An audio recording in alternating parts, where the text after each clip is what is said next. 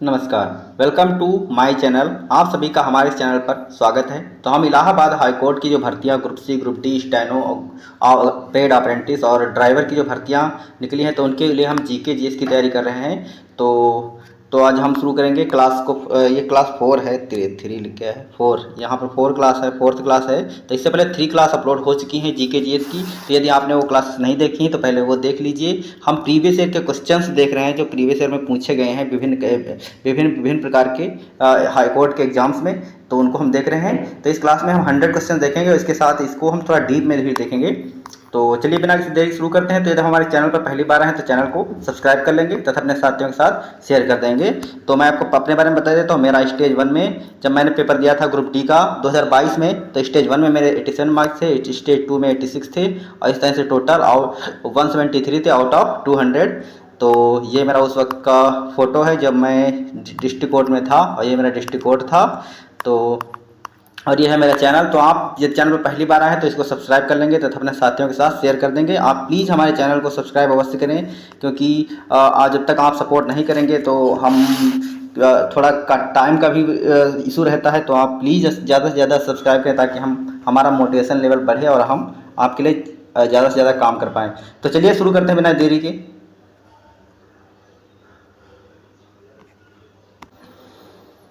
तो Allahabad high court 2024 और पर्यावरण अध्ययन के हम देखेंगे आज। और इससे हर बार क्वेश्चन पूछे जाते हैं। पेपर 2 में कम से कम इसका वेटेज बहुत ज़्यादा होता है, 8 से 10 या 12 क्वेश्चन तक भी पूछे जाते हैं। पिछली बार पेपर 2 में कम से कम 12 से 14 क्वेश्चन पूछे गए थे। तो आप ये मान के चलिए कि 8 से 10 क्वेश्चन कहीं नहीं जाएंगे, आपके पूछे ही जाएंगे। तो चलिए शुरू कर लेते हैं बिना किसी देरी के। और आप इसको ध्यान से देखेंगे, आप हमारी आवाज़ पर ज़्यादा फोकस करेंगे और आप इसको ध्यान से देखेंगे और दो से 3 बार देखेंगे तो आपके सारे क्वेश्चंस याद हो जाएंगे। उनको याद कर लेना, क्योंकि थ्योरेटिकल थोड़ा सा क्वेश्चंस जो है इनको लर्न ही करना पड़ेगा और ज़्यादा समझने वाली चीज़ें इसमें नहीं हैं। तो चलिए बिना किसी देरी शुरू करते हैं। तो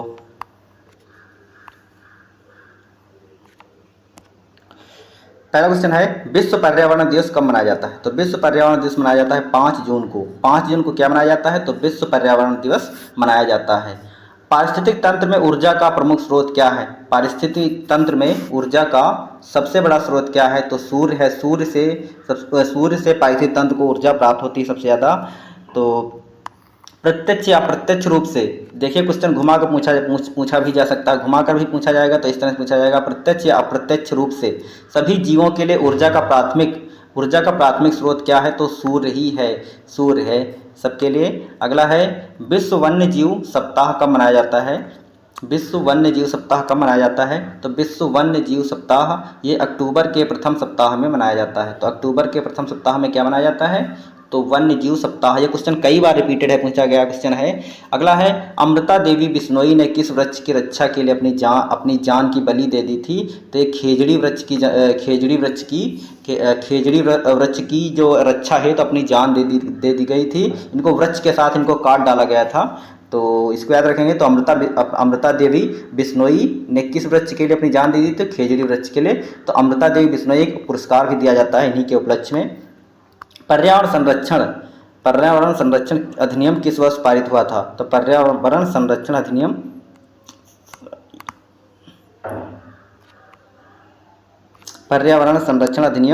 किस वर्ष पारित हुआ था? तो 1986 ईस्वी में पारित हुआ था पर्यावरण संरक्षण अधिनियम। इसको याद रखेंगे। और ये मोस्ट रिपीटेड क्वेश्चन है। चिपको आंदोलन के प्रणेता कौन थे? तो चिपको आंदोलन के प्रणेता थे सुंदरलाल बहुगुणा। सुंदरलाल बहुगुणा ने चिपको आंदोलन को लीड किया था इन्होंने। अगला है, किसी परितंत्र में तत्वों का चक्रण क्या कहलाता है? जो तत्वों का जो चक्रण होता है उसको क्या बोलते हैं? जिसको जैव भू रासायनिक चक्र बोलते हैं। किसी परितंत्र में तत्वों का चक्रण क्या कहलाता है? तो जैव भू रासायनिक चक्र कहलाता है। अगला है, किसी खाद्य श्रृंखला में शाकाहारियों को क्या बोलते हैं? तो खाद्य श्रृंखला में जो शाकाहारी होते हैं वो प्राथमिक उपभोक्ता होते हैं। क्या होते हैं? प्राथमिक उपभोक्ता। सबसे ऊपर कौन होता है? पेड़ पौधे। तो पेड़ पौधे जो होते हैं, पेड़ पौधे होते हैं उत्पादक, और पेड़ पौधे उत्पादक होते हैं। इसके बाद आते हैं शाकाहारी, जो इन पेड़ पौधों को खाते हैं। तो शाकाहारी आएंगे इसके बाद। तो शाकाहारी क्या हो जाएंगे? शाकाहारी हो जाएंगे प्राथमिक उपभोक्ता। जो पेड़ पौधों खाएगा, क्योंकि पेड़ पौधे उत्पादक हैं और इनको जो भी खाएगा वो उपभोक्ता होगा, और उपभोक्ता में प्राथमिक उपभोक्ता होगा, और उपभोक्ता होते कौन है, तो ये शाकाहारी होते हैं। अगला है जैविक समुदाय में प्राथमिक उपभोक्ता हैं। तो प्राथमिक उपभोक्ता अभी हमको बताया है, जैविक समुदाय में जो प्राथमिक उपभोक्ता हैं उनको शाकाहारी कहते हैं, उनको शाकाहारी कहते हैं। भू पारिस्थितिक तंत्र में ऊर्जा का महत्वपूर्ण स्रोत क्या है, तो फिर से सूर्य। या एक क्वेश्चन देखो किस तरह से मॉडिफाई किया जाता है, बार बार क्वेश्चन वही होता है बट उसको थोड़ा पूछने का तरीका हर बार अलग होता है। अगला है सन 1992 में पर्यावरण सुरक्षा से संबंधित पृथ्वी सम्मेलन, जो प्रथम पृथ्वी सम्मेलन हुआ था वो किस शहर में हुआ था, तो रियो डी जनेरियो में हुआ था, ब्राज़ील के रियो डी जनेरियो में हुआ था। अगला है सन 1992 में पर्यावरण सुरक्षा से संबंधित प्रथम पृथ्वी सम्मेलन किस शहर में हुआ, तो ये रियो डी जनेरियो में हुआ था। पृथ्वी पर कौन पारिस्थितिक तंत्र का सबसे बड़ा पृथ्वी पर कौन सा सबसे बड़ा पारिस्थितिक तंत्र है, तो ये समुद्र है। पृथ्वी पर कौन सा पारिस्थितिक तंत्र सबसे बड़ा है, तो ये समुद्र पृथ्वी पर सबसे बड़ा पारिस्थितिक तंत्र है, सबसे बड़ा इकोसिस्टम है। पर्यावरण को बचाने के लिए चिपको आंदोलन से कौन सा राज्य जुड़ा था, तो पर्यावरण बचाने के लिए चिपको आंदोलन जो है उत्तराखंड में हुआ था। उत्तराखंड में चिपको आंदोलन कहाँ हुआ था, तो पर्यावरण को बचाने के लिए जब चिपको आंदोलन हुआ था वो उत्तराखंड राज्य में हुआ था। अगला है जैविक पर्यावरण में शामिल है। तो जैविक पर्यावरण में क्या शामिल जैविक पर्यावरण में क्या शामिल है, तो जैविक पर्यावरण का मतलब है कि जिनमें जीवन है, जो जीवित हैं। तो जैविक पर्यावरण में कौन है, उत्पादक। उत्पादक आपको पता है भोजन करते हैं, सांस लेते हैं, तो ये क्या हो जाएंगे, ये उत्पादक, ये जीवित हो जाएंगे, तो जैविक हैं। और इसी तरह से उपभोक्ता जितने भी हैं, मनुष्य है, ये सब क्या होंगे, ये सब जैविक होंगे। इसी तरह अपघटक भी क्या करते हैं, ये मृत जीव जंतुओं को खाकर उसको समाप्त कर देते हैं, तो क्या होते हैं अपघटक। क्या मिट्टी में मिला देते हैं, मृत जीव जंतु खाकर मिट्टी में मिला देते हैं, तो इनमें भी जीवन होता है। तो ये क्या हो जाएंगे, ये हो जाएंगे जैविक पर्यावरण में शामिल है। तो जैविक पर्यावरण का मतलब आप समझ गए होंगे कि जो जीवित हैं वही जैविक पर्यावरण में शामिल होते हैं। खाद्य श्रृंखला में परस्पर समूह को क्या कहा जाता है, तो खाद्य श्रृंखला में परस्पर समूह को क्या कहा जाता है, तो इसको खाद्य संजाल बोलते हैं। खाद्य श्रृंखला में परस्पर समूह को क्या बोलते हैं, खाद्य संजाल बोलते हैं। क्योंकि सबसे आपको पता सबसे जो प्राथमिक हरे पेड़ पौधे जो वनस्पतियाँ वगैरह होती हैं उनको मनुष्य खाता है, तो उत्पादक होता है। और उत्पादक उसके बाद इसी तरह बढ़ता जाता है। तो जैसे मान लेते हैं पहले घास हुई, तो घास को किसने खाया, टिड्डे ने खाया। इसी तरह से टिड्डे को किसने खाया, मेढक ने खाया। और मेढक को कौन खाया, मेढक को सांप ने खा लिया, और सांप को मोर खा गया। तो इस तरह से ये जो खाद्य जाल बनता है, जो इस तरह से बनता है, इसको क्या बोलते हैं, तो इन खाद्य श्रृंखला में परस्पर समूह को क्या बोलते हैं इस तरह से, तो इनको खाद्य संजाल बोलते हैं। सर्वाधिक उत्पादक पारिस्थितिक तंत्र कौन सा है, तो ये उष्णकटिबंधीय वर्षावन है। उष्णकटिबंधीय वर्षावन सर्वाधिक उत्पादक पारिस्थितिक तंत्र है। इकोसिस्टम की सही परिभाषा क्या है, तो इकोसिस्टम की सही परिभाषा क्या होगी, जीव समुदाय और उसके वातावरण का संतुलित तंत्र, इसको बोलते हैं। जो जीव समुदाय है उसके वातावरण का संतुलित तंत्र, इसी को क्या बोलते हैं, इसी को इकोसिस्टम बोलते हैं। मतलब जीव समुदाय उसके वातावरण का अध्ययन को क्या बोलेंगे, इकोसिस्टम बोलेंगे। पर्यावरण के जैविक घटक में कौन शामिल होता है, तो पर्यावरण के जैविक घटक में पेड़ पौधे शामिल होते हैं। आपको पता है जो जीवित हैं वही जैविक घटक में शामिल होंगे। तो पेड़ पौधे, मनुष्य, जीव जंतु, ये सब क्या है, पर्यावरण के जैविक घटक हैं। अगला है पर्यावरण के अजैविक घटक में कौन सम्मिलित होते हैं, जिनमें जीवन नहीं है वो पर्यावरण के अजैविक घटक में शामिल होंगे। जैसे भूमि, वायु और जल, और भी हो जाएंगे भूमि, वायु, जल। जिनमें जीवन नहीं है वो अजैविक घटक, और जिनमें जीवन है वो जैविक घटक हो जाएंगे पर्यावरण के। अगला है जो शाकाहारी जंतु भोजन के लिए पेड़ पौधों पर निर्भर होते हैं उनको क्या कहते हैं, जो शाकाहारी जंतु भोजन के लिए पेड़ पौधों पर निर्भर होते हैं उन्हें प्रथम चरण के उपभोक्ता बोलते हैं। क्या बोलेंगे, प्रथम चरण के उपभोक्ता बोलेंगे। जो शाकाहारी जंतु भोजन के लिए हरे पेड़ पौधों को खाते हैं तो प्रथम चरण के उपभोक्ता होंगे। हमारे देश में वन महोत्सव दिवस कब मनाया जाता है, तो हमारे देश में वन महोत्सव दिवस मनाया जाता है 1 जुलाई को। कब मनाया जाता है, 1 जुलाई को। हमारे देश में वन महोत्सव सप्ताह कब मनाया जाता है, 1 जुलाई को मनाया जाता है। और वन्य जीव सप्ताह मनाया जाता है। ये वन महोत्सव दिवस, ये क्या है, वन महोत्सव दिवस कब मनाया जाता है, 1 जुलाई को मनाया जाता है। वन महोत्सव दिवस 1 जुलाई को मनाया जाता है। और वन्य जीव सप्ताह कब मनाया जाता है, वन महोत्सव सप्ताह कब मनाया जाता है, तो मनाया जाता है 1 अक्टूबर से 7 अक्टूबर के बीच मनाया जाता है। वन्य जीव सप्ताह कब मनाया जाता है, तो 1 अक्टूबर से 7 अक्टूबर के बीच मनाया जाता है। अगला है केचुआ के द्वारा श्वसन करता है? केंचुआ किसके द्वारा श्वसन करता है? तो त्वचा द्वारा श्वसन करता है। पिछली बार पूछा गया क्वेश्चन है, बहुत ज़्यादा पूछा गया है। तो केंचुआ किसके द्वारा श्वसन करता है? तो त्वचा के द्वारा करता है। आप ध्यान रखेंगे इसको। प्रकाश संश्लेषण की क्रिया में हरे पौधों द्वारा बाहर निकलने वाली गैस कौन सी है? तो प्रकाश संश्लेषण की क्रिया में हरे पौधों द्वारा बाहर निकलने वाली गैस है ये ऑक्सीजन है। ये कौन सी है? ये ऑक्सीजन है। प्रकाश संश्लेषण की क्रिया में हरे पौधे द्वारा जो बाहर हरे पौधे जब प्रकाश संश्लेषण किया करते हैं तो क्या करते हैं? वो ऑक्सीजन को निकालते हैं और कार्बन डाइऑक्साइड को ग्रहण करते हैं। इससे क्या होता है? हमारा वायुमंडल स्वच्छ हो जाता है और जो मनुष्य हैं उनको जीने के लिए ऑक्सीजन मिल जाती है। तो प्रकाश संश्लेषण हो गया। ऑक्सीजन प्रकृति में ऑक्सीजन का प्रकृति में ऑक्सीजन का प्रमुख स्रोत क्या है? तो हरे पेड़ पौधे हैं, आपको पता है। हरे पेड़ पौधे ही क्या करते हैं? प्रकाश संश्लेषण क्रिया द्वारा ऑक्सीजन को बाहर छोड़ते हैं तथा कार्बन डाइऑक्साइड को ग्रहण करते हैं, जो पृथ्वी पर रहने वाले मनुष्यों और जीव जंतुओं के लिए लाभदायक है। अगला है चमगादड़ स्तनधारी है क्योंकि स्तनधारी क्या करते हैं? बच्चे को जन्म देते हैं। स्तनधारी क्या करते हैं? बच्चे को जन्म देते हैं। चमगादड़ स्तनधारी है, वो बच्चे को जन्म देता है। पक्षियों में काफ़ी हद तक अपनी गर्दन पीछे तक घुमा सकता है। आपने उल्लू को देखा होगा। उल्लू क्या करता है? अपनी गर्दन को पीछे काफ़ी हद तक घुमा सकता है, इधर उधर चारों ओर देख सकता है। आपने देखा होगा उल्लू अगर सीधा भी हो तब भी वो अपनी गर्दन को पीछे तक मोड़ सकता है पूरा। अगला देख लेते हैं, फूलों की घाटी कहाँ स्थित है? तो फूलों की घाटी ये उत्तराखंड में स्थित है। फूलों की घाटी कहाँ स्थित है? तो ये उत्तराखंड में स्थित है। अगला क्वेश्चन देख लेते हैं 30 नंबर, ये उत्तर नंबर होगा इसका, ठीक है। अगला क्वेश्चन है, ये 30 नंबर क्वेश्चन होगा। प्रकाश संश्लेषण की क्रिया में पादपों द्वारा वातावरण में कौन सी गैस अवशोषित की जाती है? यस। तो प्रकाश संश्लेषण की क्रिया में कौन सी गैस ग्रहण करता है पेड़ पौधे? तो ये कार्बन डाइऑक्साइड ग्रहण करते हैं। और कौन सी गैस छोड़ते हैं? तो ये ऑक्सीजन गैस को छोड़ते हैं। दही निर्माण हेतु कौन सा सूक्ष्म जीवी उत्तरदायी है? तो दही के निर्माण के लिए लैक्टोबैसिलस जीवाणु उत्तरदायी हैं। दही के निर्माण में यदि लैक्टोबैसिलस जीवाणु नहीं बढ़ेंगे तो दही का निर्माण नहीं होगा। मतलब दही के निर्माण के लिए लैक्टोबैसिलस जीवाणु बहुत ज़्यादा इंपॉर्टेंट हैं। अगला है प्याज अदरक आलू क्या है? तो प्याज अदरक आलू क्या है? ये तना है, मतलब स्टेम है। क्या है? स्टेम है। ये क्वेश्चन बहुत बार पूछा गया है, स्टेम है। तो प्याज अदरक आलू क्या है? तो ये स्टेम है। इसको भी आप ध्यान रखेंगे।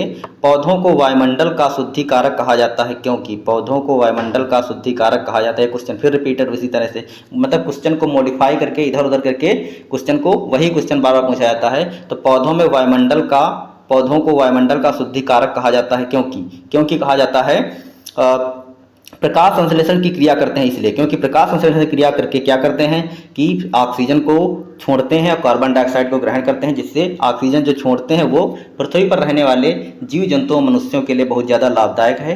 तो इसीलिए इसको कहा जाता है कि वायुमंडल का शुद्धिकारक प्रकाश संश्लेषण क्रिया को। अगला है पृथ्वी का अपमार्जक कौन है? तो पृथ्वी का अपमार्जक है जीवाणु और कवक, क्योंकि इन्हें पृथ्वी का सफाई कर्मी कहा जाता है। क्योंकि ये क्या करते हैं कि पृथ्वी पर जो मृत जीव जंतु या मनुष्य होते हैं उनको क्या करते हैं? उनको मिट्टी में मिला देते हैं। इसलिए इनको क्या बोलते हैं? इनको अपमार्जक बोलते हैं अपमार्जक या पृथ्वी का सफाई कर्मी। अगला है विरामावस्था में स्वस्थ व्यक्ति की हृदय प्रति मिनट धड़कन कितनी होती है?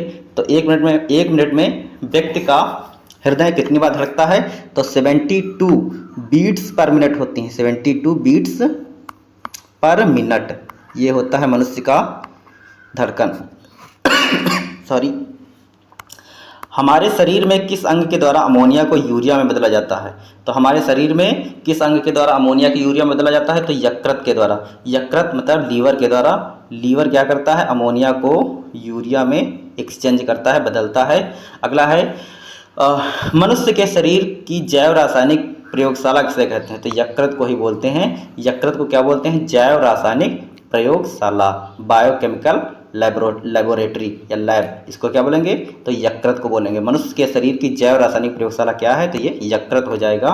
मनुष्य के हृदय में कक्ष कितने होते हैं? तो मनुष्य के हृदय में 4 कक्ष होते हैं, आपको पता है। 2 अलिंद होते हैं और 2 निलय। 2 ऊपर अलिंद होते हैं, 2 निलय होते हैं, ऑरिकल और वेंट्रिकल। तो ये 4 होते हैं। मनुष्य के हृदय में कितने कक्ष होते हैं? 4 होते हैं।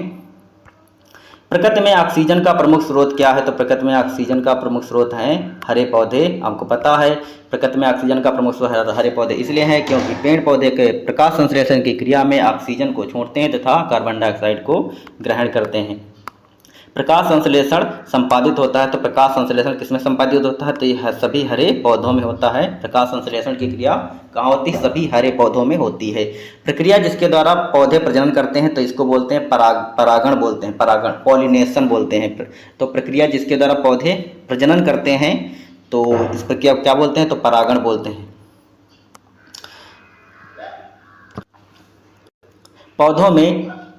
पौधों में जल का अधिग्रहण किसके द्वारा होता है? तो पौधों में जल का अधिग्रहण जाइलम के द्वारा होता है। और यदि पूछा जाए एक और क्वेश्चन हम आपको बता देते हैं यहीं पर हैं, पौधों में भोजन का अधिग्रहण किसके द्वारा होता है? तो वो होता है फ्लोएम। आप ये भी याद रखेंगे, ज से जाइलम और फ्लोएम को ऐसे याद रखेंगे, फ्लोएम। तो क्या होगा कि जा से जल होता है, तो जल का पौधों में जल का अधिग्रहण कौन करता है? फ्लोएम करता है। और फा से फूड होता है, तो फूड का अधिग्रहण कौन करता है पौधों में? तो ये करता है फ्लोएम करता है। ये दोनों क्वेश्चन याद रखेंगे। पौधों में जल का अधिग्रहण किसके द्वारा होता है? तो जाइलम के द्वारा। और पौधों में फूड का अधिग्रहण होता है फ्लोएम के द्वारा। एक वयस्क मानव में अस्थियों की कुल संख्या कितनी होती है? तो एक वयस्क मानव में अस्थियों की संख्या होती है कुल 206 होती है। किस वर्ण की उपस्थिति के कारण पौधे हरे होते हैं या पत्तियों का रंग हरा होता है? तो ये क्लोरोफिल के कारण होता है। बहुत बार क्वेश्चन पूछा गया है। तो किस वर्ण की उपस्थिति के कारण पौधे हरे होते हैं? क्लोरोफिल के कारण हरे होते हैं। मानव रुधिर वर्ग की खोज किस वैज्ञानिक ने की थी? तो मानव रुधिर वर्ग की खोज लैंडस्टीनर ने की थी। कार्ल लैंडस्टीनर ने मानव रुधिर वर्ग की खोज की थी। कितने रुधिर वर्ग होते हैं? तो ए, बी, ओ और ए बी, ये रुधिर वर्ग, इनकी खोज किसने की थी? तो लैंडस्टीनर ने की थी। विटामिन ए की कमी से कौन सा रोग होता है? यस, तो विटामिन ए की कमी से रतौंधी होता है। रतौंधी रोग विटामिन ए की कमी से होता है। अगला है प्रोटीन का सर्वोत्कृष्ट स्रोत क्या है? तब प्रोटीन का सर्वोत्कृष्ट स्रोत क्या है? तो प्रोटीन का सर्वोत्कृष्ट स्रोत क्या है? तो सोयाबीन। सोयाबीन में प्रोटीन सर्वाधिक होता है। सोयाबीन में प्रोटीन कैसा होता है? सर्वाधिक, ज़्यादा मात्रा में प्रोटीन किसमें पाई जाती है? तो सोयाबीन में पाई जाती है। विटामिन सी की कमी से होने वाली बीमारी का नाम लिखो, तो ये स्कर्वी है। विटामिन सी की कमी से कौन सी कमी होती है? स्कर्वी होती है। इसमें क्या होता है? मसूड़ों से खून निकलने लगता है। क्वाशियोरकर नामक रोग की कमी से किसकी कमी से होता है? आपको फिल इन द ब्लैंक भरना है। क्वाशियोरकर नामक रोग प्रोटीन की कमी से होता है। किसकी कमी से होता है? प्रोटीन की कमी से होता है। किस विटामिन की कमी से रक्त का थक्का नहीं जमता है? तो ये विटामिन के है। विटामिन के की कमी से रक्त का थक्का नहीं जमता है। इसमें क्या होता है? खून बहता ही जाता है, इसका थक्का नहीं बनता है। कुनैन नामक दवाई प्राप्त होती है। कुनैन नामक दवा किससे प्राप्त होती है? तो कुनैन नामक दवा ये सिनकोना के पौधे से प्राप्त होती है। और आपको पता है कुनैन नामक दवा ये मलेरिया के लिए यूज की जाती है। तो सिनकोना पौधे से कुनैन दवा प्राप्त की जाती है। और कुनैन दवा जो किसके लिए उपयोग होती है? तो मलेरिया के उपचार के लिए कुनैन नामक दवा प्रयोग की जाती है। किस विटामिन की कमी से घाव से रक्त का बहना नहीं रुकता है? तो ये विटामिन के है। विटामिन के यदि की कमी हो जाएगी तो यदि आपका हाथ या पैर या में कहीं पर भी आप कट जाते हैं तो आपका खून नहीं रुकेगा, वो बहता ही रहेगा। तो ये होता है थक्का ना बनना रक्त का। मलेरिया रोग होता है किसके कारण होता है? तो मलेरिया रोग हम बता देते हैं आपको। मलेरिया रोग प्रोटोजोआ से होता है। पहली बात तो आप ये याद रखेंगे और उस प्रोटोजोआ का नाम भी याद रखेंगे, प्लाज्मोडियम फैल्सीपेरम याद रखेंगे इसको। प्लाज्मोडियम फैल्सीपेरम याद रखेंगे। और किसके कारण होता है? ये प्रोटोजोआ के कारण होता है। विटामिन डी की कमी से कौन सा रोग होता है? तो विटामिन डी की कमी से रिकेट्स नामक रोग होता है। रिकेट्स। विटामिन डी की कमी से कौन सा रोग होता है? तो रिकेट्स नामक रोग होता है। समुद्री शैवाल किसका महत्वपूर्ण स्रोत है? समुद्री शैवाल किसका महत्वपूर्ण स्रोत है? तो ये आयोडीन का है। आयोडीन। आपको बताना है कि आयोडीन की कमी से कौन सा रोग होता है, तो बताना है आपको। अगला है गोल क्रांति का संबंध किससे है? तो गोल क्रांति का संबंध है आलू से। गोल क्रांति का संबंध किससे है? आलू से है। आप इसको भी याद रखेंगे। नीली क्रांति का संबंध किससे है? तो नीली क्रांति का संबंध है मछली उत्पादन से। किससे है? मछली उत्पादन से। नीली क्रांति का संबंध किससे है? तो मत्स्य उत्पादन से। पीसी कल्चर किसका अध्ययन है? पीसी कल्चर में किसका अध्ययन किया जाता है? तो मछलियों का अध्ययन किया जाता है पीसी कल्चर में। पीसी कल्चर के अंतर्गत किसका अध्ययन किया जाता है? तो मछली पालन का। भारत में हरित क्रांति का जनक कौन है? तो भारत में हरित क्रांति के जनक कौन है? तो ये एमएस स्वामीनाथन है। एमएस स्वामीनाथन ये क्या है? तो ये हरित क्रांति के जनक भारत में। अगला है एम एस स्वामीनाथन कौन थे? तो ये कृषि वैज्ञानिक थे। कौन थे? कृषि वैज्ञानिक। एम एस स्वामीनाथन जी कौन थे? ये कृषि वैज्ञानिक थे।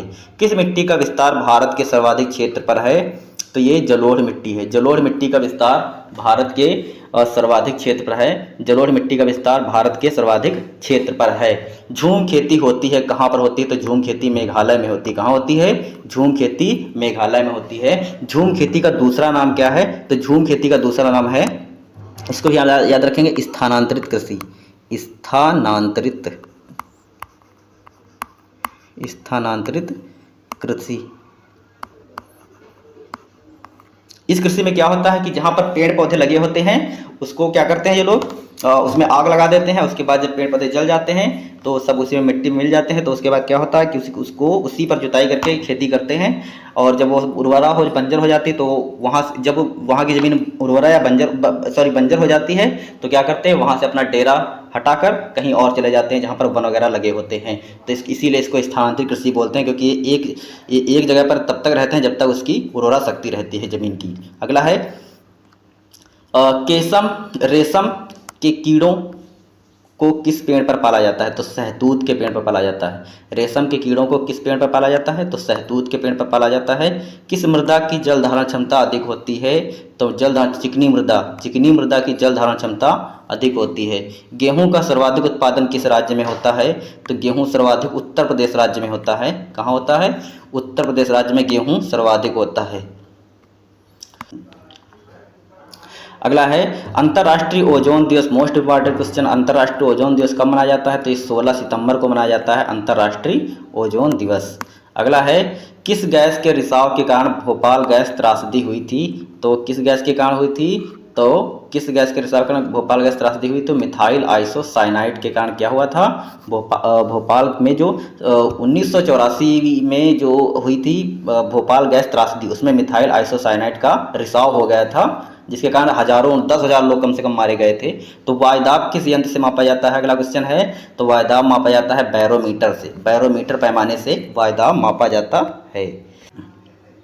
अगला है ग्रीन मफलर किससे संबंधित है? तो ग्रीन मफलर संबंधित है ध्वनि प्रदूषण से। हम आपको ग्रीन मफलर समझा देते हैं। मान लेते हैं ये रेलवे लाइन है, निकली है इस तरह से, तो इसके इस साइड में पेड़ लगा देंगे, यहाँ पेड़ लगा देंगे, यहाँ दोनों साइड में पेड़ लगा देंगे, दोनों साइड में रेलवे लाइन के इस तरह से।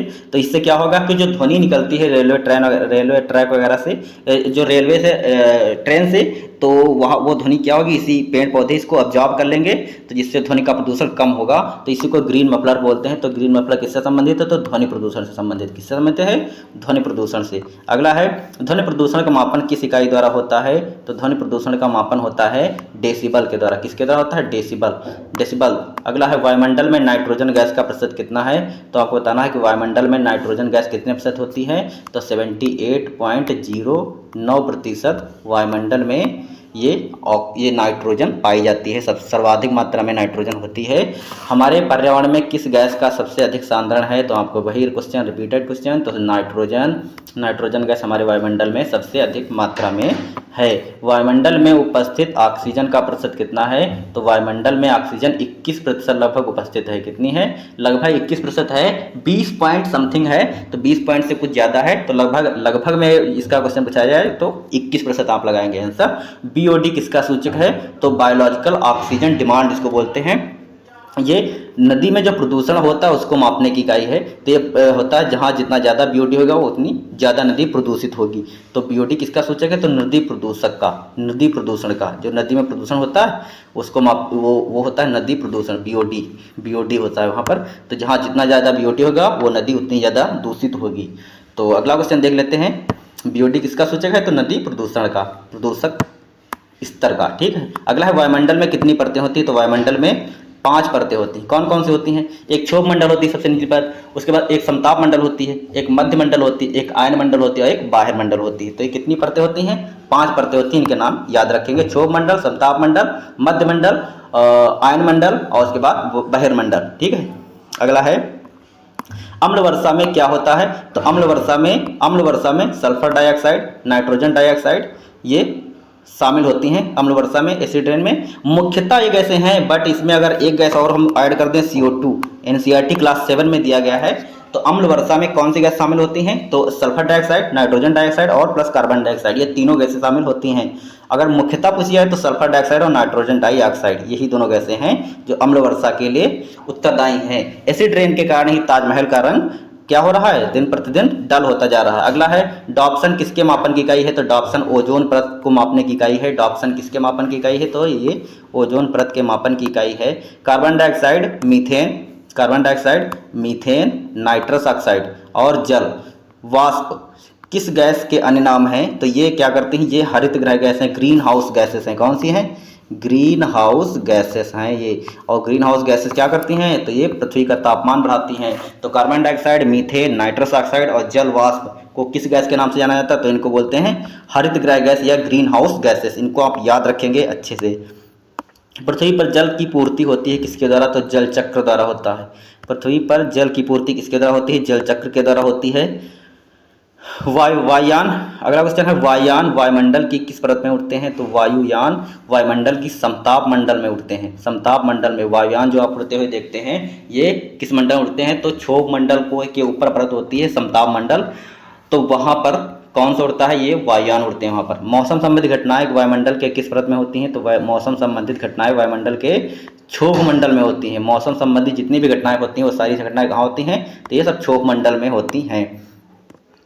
अगला क्वेश्चन है ओजोन गैस किस मंडल में पाई जाती है? ओजोन गैस किस मंडल में पाई जाती है? तो ओजोन गैस समताप मंडल में पाई जाती है। इसलिए इसे ओजोन परत भी कहते हैं। तो समताप मंडल को क्या बोलते हैं? ओजोन परत भी बोलते हैं, क्योंकि वहां पर ओजोन गैस पाई जाती है। अगला है वायुमंडल का कौन सा भाग प्रकाश की पराबैंगनी यूवी अल्ट्रा वायलेट रेज किरणों को पृथ्वी की सतह पर आने से रोकती हैं? तो वायुमंडल का कौन सा भाग है जो प्रकाश की पराबैंगनी किरणों को पृथ्वी की सतह पर आने से रोकता है? तो समताप मंडल है। समताप मंडल क्या करता है? जो सूर्य से जो पराबैंगनी किरणें आती हैं उनको पृथ्वी की सतह पर आने नहीं देता है, जिससे और इस वक्त क्या हो गया है कि समताप मंडल में एक छिद्र हो गया है, जिससे क्या होता है कि स्किन जो पराबैंगनी किरणें आ जाती हैं और क्या होता है इससे क्या होता है? इससे स्किन कैंसर का खतरा बढ़ जाता है। तो इससे त्वचा कैंसर जिसको बोलते हैं। अगला है ओजोन परत सूर्य से आने वाली किरणों को रोकती है। तो ओजोन परत क्या करती है? सूर्य से आने वाली पराबैंगनी किरणों को रोकती है। तो ओजोन परत क्या करती है? सूर्य से आने वाली पराबैंगनी किरणों को पृथ्वी पर आने से रोकती है। अम्ल वर्षा के लिए उत्तरदायी गैसें, फिर repeated question, sulphur dioxide, nitrogen dioxide और कार्बन डाइऑक्साइड, ये अम्लीय वर्षा के लिए उत्तरदायी गैसेस हैं। सल्फर डाइऑक्साइड मतलब SO2 और नाइट्रोजन डाइऑक्साइड मतलब NO2 और इसी तरह से कार्बन डाइऑक्साइड मतलब CO2। ये तीनों गैसें आप याद रखेंगे जो एसिड रेन के लिए उत्तरदायी हैं। अगला है 71% पृथ्वी का तल किससे ढका है? तो 71% जो स्थल है वो जल से घटा है। 71% पृथ्वी का तल किससे ढका है? तो ये जल से ढका है। और 29% स्थल किससे ढका है? तो ये स्थल से ढका है स्थल। तो पृथ्वी पर 71% जो पृथ्वी का तल है वो जल से ढका है और 29% ये स्थल से ढका है। कृत्रिम वर्षा के लिए प्रयुक्त रसायन कौन सा है? जो आप कृत्रिम वर्षा देखते हैं जो कराई जाती है, कृत्रिम वर्षा के कारण हाल ही में UAE में बाढ़ भी आई थी। तो कृत्रिम वर्षा के लिए प्रयुक्त रसायन कौन सा है? तो ये सिल्वर आयोडाइड है। कौन सा है? सिल्वर आयोडाइड जो होती है ये कृत्रिम वर्षा जब कराई जाती है तो उसके लिए सिल्वर आयोडाइड यूज किया जाता है। और शुष्क बर्फ किसका ठोस रूप है? शुष्क बर्फ किसका ठोस रूप है? तो ये कार्बन डाइऑक्साइड का है। शुष्क बर्फ किसका ठोस रूप है? ये कार्बन डाइऑक्साइड का है। अगला है बायोडीजल तैयार किया जाता है। तो बायोडीजल किससे तैयार किया जाता है? तो जेट्रोफा से तैयार किया जाता है। तो बायोडीजल किससे तैयार किया जाता है? ये जेट्रोफा। यहाँ आप इसी ध्यान रखेंगे, क्वेश्चन पूछा गया है। तो बायोडीजल किससे तैयार किया जाता है? जेट्रोफा से तैयार किया जाता है। अगला है CNG का फुल फॉर्म क्या है? CNG का फुल फॉर्म क्या है? तो CNG का फुल फॉर्म है कंप्रेस्ड नेचुरल गैस। CNG का फुल फॉर्म क्या हो जाए? Compressed natural gas. LPG का फुल फॉर्म क्या है? तो LPG का फुल फॉर्म होगा लिक्विफाइड पेट्रोलियम गैस हो जाएगा। अगला है सौर सेल द्वारा किस ऊर्जा को विद्युत ऊर्जा में बदला जाता है? सौर सेल के द्वारा किस ऊर्जा को विद्युत ऊर्जा में बदला जाता है? तो प्रकाश ऊर्जा। अगला है सौर सेल क्या करता है कि जो प्रकाश ऊर्जा है, जो पर सूर्य का प्रकाश पड़ता है तो उस ऊर्जा को वो विद्युत ऊर्जा में कन्वर्ट कर देता है।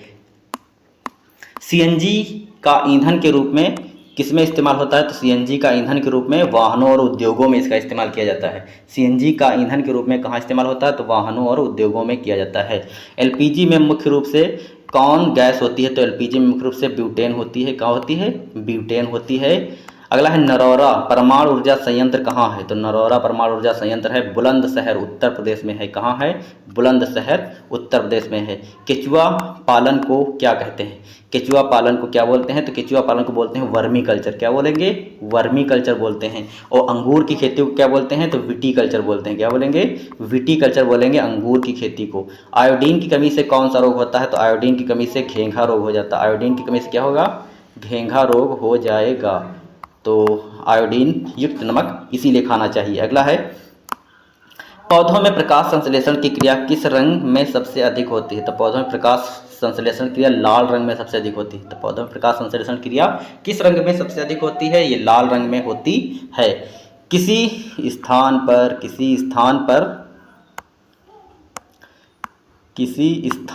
पर फ्लोरा और फौना किसको सूचित करता है? फ्लोरा फौना हम आपको समझा देते हैं। एक चीज है फ्लोरा और एक है फौना। फ्लोरा के अंतर्गत हम स्थित जो है पेड़ पौधों का अध्ययन करते हैं। फ्लोरा में हम किसका अध्ययन करते हैं? पेड़ पौधों का अध्ययन किया जाता है। और जो फौना है, फौना में अध्ययन करते हैं जंतुओं के अध्ययन को क्या बोलते हैं? फौना। जीव जंतुओं के अध्ययन को फौना बोलते हैं। तो आप इनको दोनों को याद रखेंगे। पेड़ पौधों के अध्ययन को फ्लोरा और जंतुओं के अध्ययन को फौना। तो किसी स्थान पर फ्लोरा फौना किसको सूचित करता है? तो ये पेड़ पौधों एवं जंतुओं को सूचित करता है। तो ये रहे क्वेश्चन, और ये क्वेश्चन नंबर 99 नहीं, ये 100 नंबर क्वेश्चन होगा। ये 100 होगा। इससे पहले क्योंकि क्वेश्चन नंबर 96 रिपीटेड है, 2 बार हो गया है देखो। तो ये होगा 97, इसके बाद होगा 98 ये वाला, और ये होगा 99, और उसके बाद हो जाएगा 100। तो हमने टॉप 100 क्वेश्चंस देख लिए हैं। तो ये रही क्लास। आपको कमेंट बॉक्स में बताना है कि क्लास आपको कैसी लगी, और यदि और भी इसी तरह से क्लासेस, क्योंकि हम जो क्वेश्चंस करा रहे हैं आपको पेपर में सीधे क्वेश्चंस देखने को मिलेंगे। यहाँ से हम आपको गारंटी दे सकते हैं, यहाँ से क्वेश्चन आपको पक्का मिलेंगे यहाँ से। तो आप प्लीज़ इनको कम से कम 2-3 बार देखकर इसको याद कर डालिए क्लास को। आप चाहें तो इसकी स्पीड डबल भी कर सकते हैं, तब भी पढ़ सकते हैं। तो आप जैसे भी आप पढ़ सकते हो वैसे पढ़ाई कीजिए। बस मेन मकसद है आपका सिलेक्शन होना चाहिए। तो आज का हम क्वेश्चन पूछ लेते हैं जिसका हम आंसर सभी बच्चों से एक्सपेक्ट करते हैं। तो आप प्लीज़ इसका आंसर ज़रूर दीजिएगा। तो ये क्या लिख गया है इसमें? अम्लीय वर्षा, हाँ ठीक, ये टाइपिंग एरर बहुत ज़्यादा है। अम्लीय वर्षा के लिए कौन से प्रदूषक जिम्मेदार हैं? तो अम्लीय वर्षा के लिए कौन से प्रदूषक जिम्मेदार हैं? ऑप्शन ए है सल्फर डाइऑक्साइड, ऑप्शन बी है कार्बन डाइऑक्साइड, ऑप्शन सी है नाइट्रोजन डाइऑक्साइड, या ऑप्शन डी है इनमें से सभी। आप इस क्वेश्चन को देख लेंगे। इस क्वेश्चन को, इसका आंसर क्या होगा कमेंट बॉक्स में आपको आंसर देना है। जिन बच्चों के भी क्वेश्चन के आंसर सही आएंगे हम अगली कक्षा में कमेंट बॉक्स को स्क्रीन पर पिन कर देंगे। तो आपको स्क्रीन पर आपका नाम भी शो होगा। तो अम्लीय वर्षा के लिए आपको बताना है कौन से प्रदूषक जिम्मेदार हैं। यदि आपने क्लास अच्छे से देखी होगी तो आपको इसका आंसर पता होगा। तो आज के लिए इतना ही रखते हैं। आप प्लीज़ हमारे चैनल को ज़्यादा से ज़्यादा शेयर करें, सब्सक्राइब करें प्लीज़। हम आपसे विनती करते हैं, हमारा चैनल अभी छोटा है, ताकि आप ऐसे सपोर्ट करेंगे तो धीरे धीरे हम भी आगे बढ़ सकते हैं। तो आप प्लीज़ इसको शेयर ज़्यादा से ज़्यादा करें। तो चैनल आपको पता है चैनल का नाम, तो आप इसको ज़्यादा से ज़्यादा शेयर करें। तो आज के लिए इतना ही। कल अगली क्लास में हम ईवीएस के टॉप 100 फिर से क्वेश्चन देखेंगे, और आप इससे पहले प्रैक्टिस सेट भी अपलोड हो चुका है, तो आप इसको भी अच्छे देखेंगे। तो आज के लिए इतना ही। तो आज के लिए इतना ही। Thank you.